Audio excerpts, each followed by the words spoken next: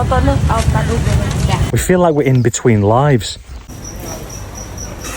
I've gone along on a couple of these, mandates. They're just quite painful, to be honest.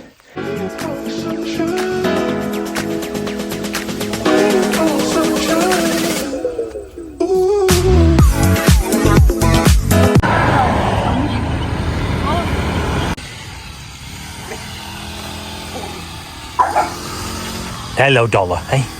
Hello, my mate. Hello, dollar. Hey. Okay. Oh, shush.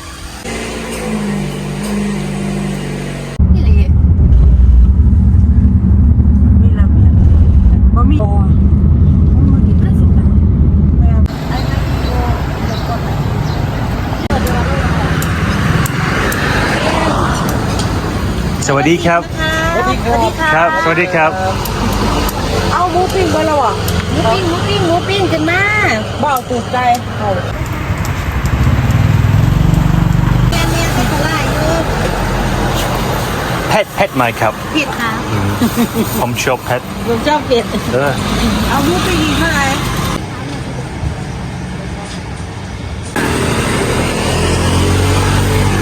เอาปากปิดด้วยหมอเสียบ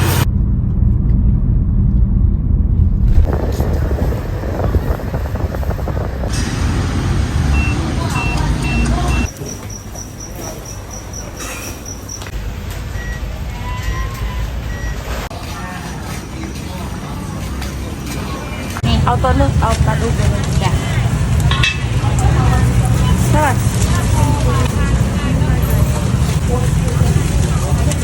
มาสุดแล้วไหมน่ะเพียตาไม่เจ็บแล้วสิมีเจ็บหมดมือเลยพี่ได้ใช่ไหม อร่อยมาก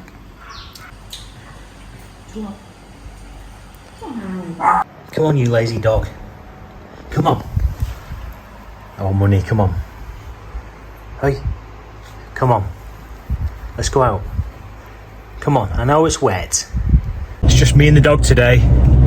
Anna is spending the day with her daughter, Fi, so that's fine by me. I like spending time with Fi, but, it's nice for Anna and her to have a proper catch-up without me just getting in the way, There is a very nice motorbike in front of me. I'm going to catch him as he zooms off.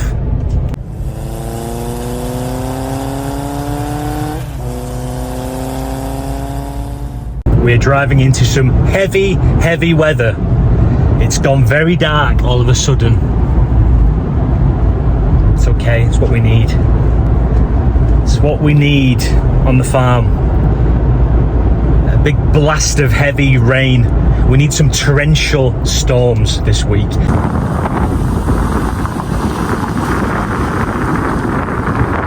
It's been almost 3 years since we sold up everything that we owned, including the businesses in the UK. It was September 2020. It's been a difficult time.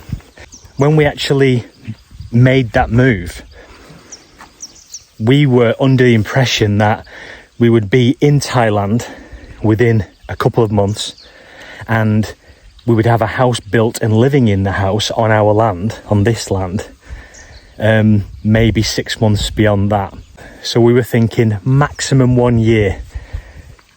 So from September 2020, we thought we would be living in the house on this farm by September 2021.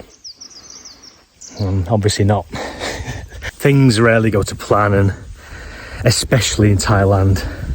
And I think as a foreigner coming here, you have to take that into account. I'll tell you what's been the hardest thing about this whole thing. Not just the delay on the house, it's been 2 years since we raised the land for the house. Now, obviously then we had to wait 5 or 6 months for that land to settle before we were able to actually build on it. But even the actual build itself has been now 1 year and 8 months, But I can cope with all that. What's difficult for me and for Anna, I know as well, we both feel in limbo, as though we're in between lives, because we shipped all of our belongings over from the UK.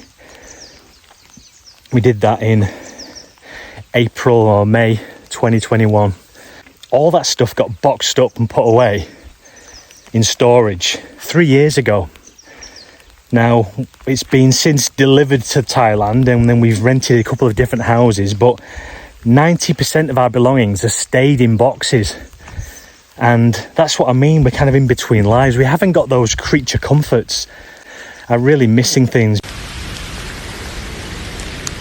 I'm gonna have to shelter from this rain under these trees for a minute. It's not coming down heavy, but it's coming down.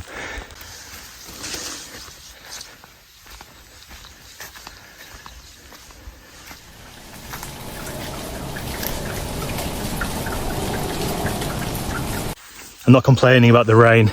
I love it. I love it. There's not been enough of it, so I want more of this. We need a good few weeks of this, to be honest. That'd be nice.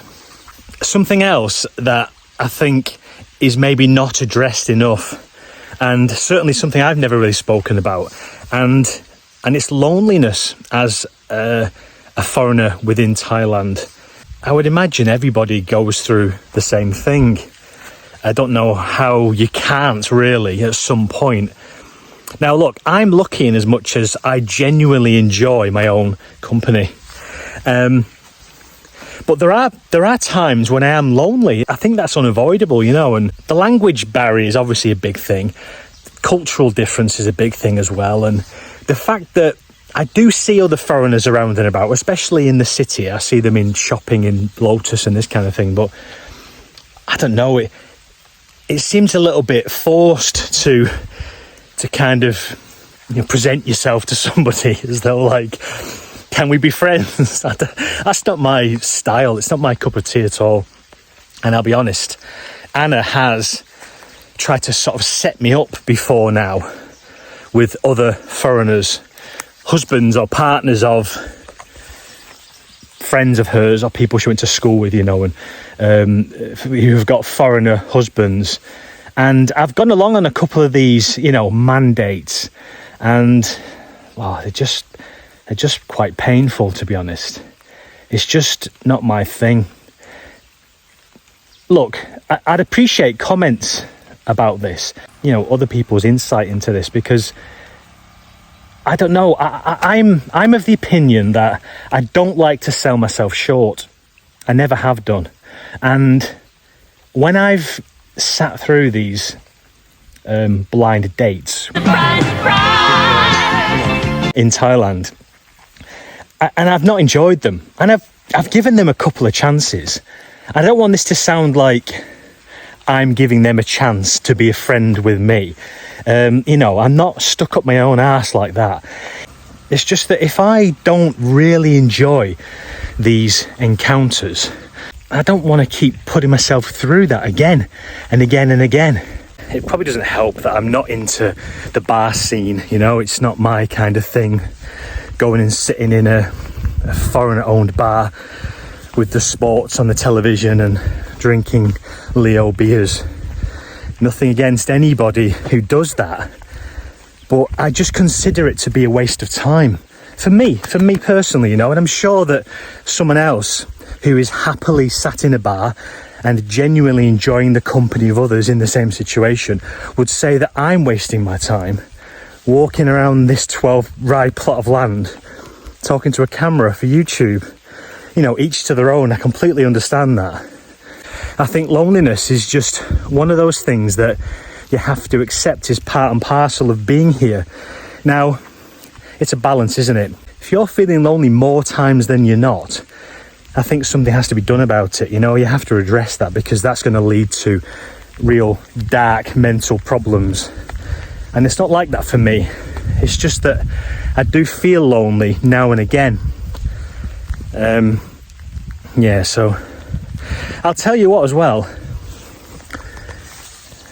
Starting this YouTube channel has been a huge help for me in that regard, because it's an outlet for me, for my thoughts and my ramblings and my emotions. And what you see on a final edit on a video that's about 12 minutes long on YouTube, it's a cut down edit, because most people would turn off if I didn't edit my videos.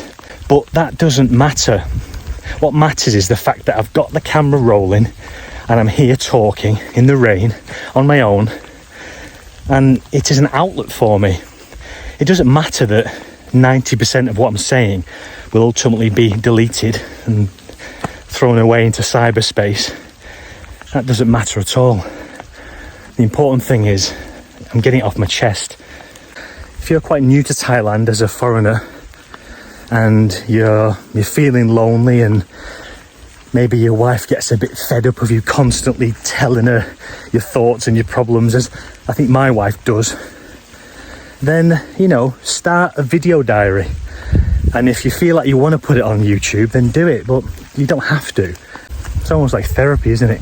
You go and talk to a therapist, you spend $200 an hour, and they just sit there and nod silently while you get everything off your chest. That's what your camera is. I should have put my wellies on walking over there. God's sake.